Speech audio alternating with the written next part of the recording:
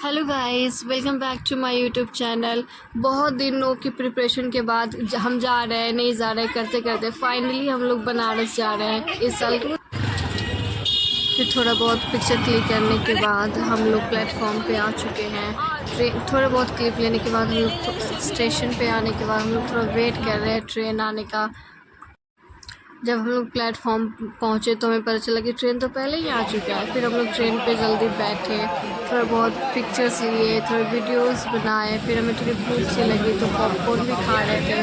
थोड़ा बहुत थोड़े गपशप करते, थोड़े बहुत व्यू का नज़ारा देखते हुए। लीजिए आप लोग भी देखिए। अच्छा लग रहा था कि 2 दिनों बाद हम तीनों एक साथ मिले थे, एक साथ जा रहे थे, बहुत सारी बातें कर रहे थे।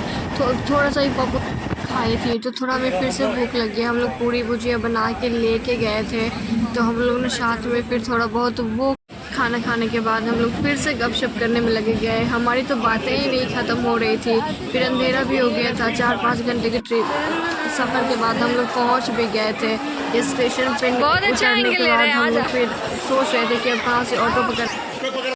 ये रहा वाराणसी जंक्शन। फाइनली हम वाराणसी पहुंच गए। इसके लिए कितनी जहद किए थे भाई, कपड़ा ख़रीदना, इधर जाना है उधर जाना है, क्या क्या प्लान नहीं किए। फाइनली जहाँ जाना था वहाँ पहुँच चुके हैं। रात का नज़ारा इतना अच्छा लग रहा था लाइटिंग में। थोड़े बहुत फ़ोटोज़ क्लिक किए, थोड़े वीडियोज़ बनाए। फिर हम लोगों ने रूम बुक किया था। फिर हम लोग रूम पे गए।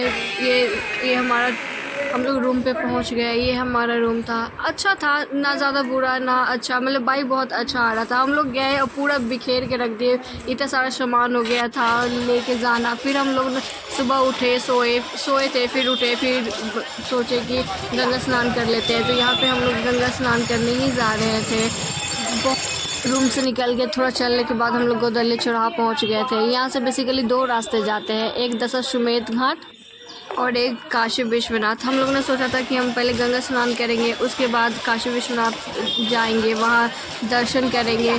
तो हम लोग पर हमें तो पहले स्नान करना था, इसलिए हम लोगों ने दशाश्वमेध घाट जाने का पहले सोचा। फिर हम लोग घाट पे पहुँच गए। इसका व्यू इतना अच्छा था। हम लोग हमें सुबह के टाइम गए थे, सनराइज़ हो रहा था और बहुत अच्छा लग रहा था देखने में। थोड़ा रश भी था पर जो सुकून मिल रहा था वो तो वर्ड में एक्सप्लेन कर ही नहीं सकते। जो व्यू था, जो दिख रहा था, जैसे सूरज की किरणें गंगा माँ पे पड़ रही और जैसे मैंने पहली डुबकी लगाई, जो सुकून मिला है भाई मैं बता नहीं सकती, इतना अच्छा लग रहा था।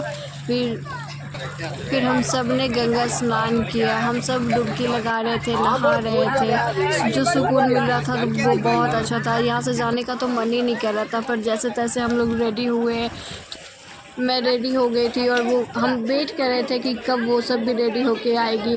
और जो नज़ारा था दशाश्वमेध घाट का, वो तो वहाँ से जाने का तो मन ही नहीं कर रहा था। जो सुकून मिल रहा था ना वो तो अलग ही है।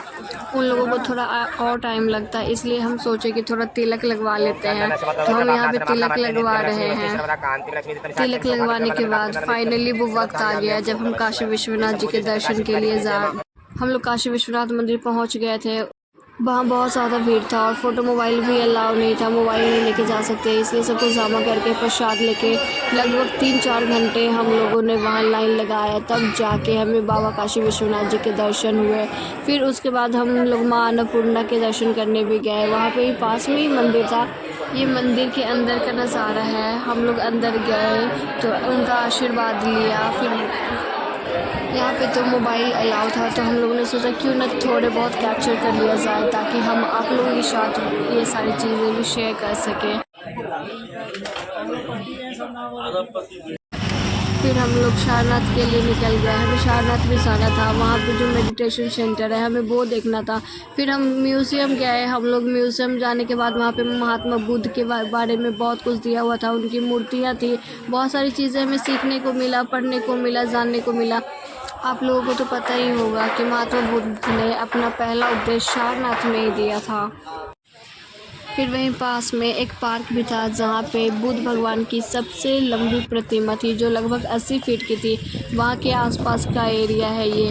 वहाँ पे मार्केट है, बहुत सारी हैंडीक्राफ्ट चीज़ें आपको मिल जाएगी जो देखने में बहुत अच्छी लगती है, बहुत कॉस्टली भी होती है। फिर हम लोग सर्वेद महा टेम्पल पहुँचे, वहाँ गए। वहाँ का नज़ारा बहुत अच्छा था। दिन में अच्छा लग रहा था, पर रात में जब लाइटिंग होता है तो और खूबसूरत लगता है, जो हम आपको आगे दिखाएंगे। फिर हम लोग अंदर गए। अंदर जाके जो थे उनका दर्शन किया। वो अंदर से बहुत खूबसूरत था, उसका इंटीरियर बहुत ही अच्छा था। बाहर से जब लाइटिंग हुआ तो वो इतना खूबसूरत लग रहा था देखने में कि मैं क्या बताऊँ। बहुत अच्छा लग रहा था। हमें वहाँ पहुँचना वर्थ इट लगा। जो भी खर्च हुआ वो सब कुछ सही था, क्योंकि इतना अच्छा नज़ारा था, इतना सुंदर नज़ारा था कि पूछो मत। ये लगभग 7 मंजिल विशाल संरचना है, जो मन की शांति और ध्यान के लिए एक परफेक्ट जगह है।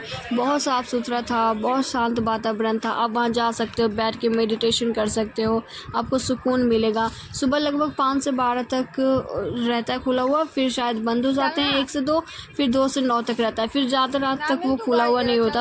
अगर आप विज़िट करना चाहते हो तो आप सुबह या शाम में जा सकते हो। मेरा सजेशन है कि आप शाम में ही जाना, क्योंकि जब लाइटिंग होती है ना तो वो बहुत ही खूबसूरत दिखने लग जाता है। फिर हम लोग बहुत ज़्यादा थक गए थे, इसलिए हम लोग रूम पे चले गए। वहाँ थोड़ा बहुत खाया पिया, फिर सो गए। फिर हमें सुबह अस्सी घाट जाना था आरती देखने के लिए। फिर हम लोग अस्सी घाट के लिए निकल गए। फिर वहाँ की महा आरती देखी। यहाँ की आरती सुबह बनारस नाम से भी बहुत प्रसिद्ध है, जो सुबह 5 से 6:30 के अराउंड होता है।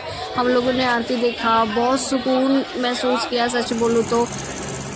फिर हम लोग बोटिंग के लिए गए। हम वहाँ के आसपास के सारे घाटों के दर्शन किए। ये है नमो घाट। यहाँ आसपास जितने भी घाट थे, बोट वाले भैया हमें हर जगह घुमा रहे थे। हम सब एक जगह बैठ के हर एक घाट का दर्शन कर रहे थे सब।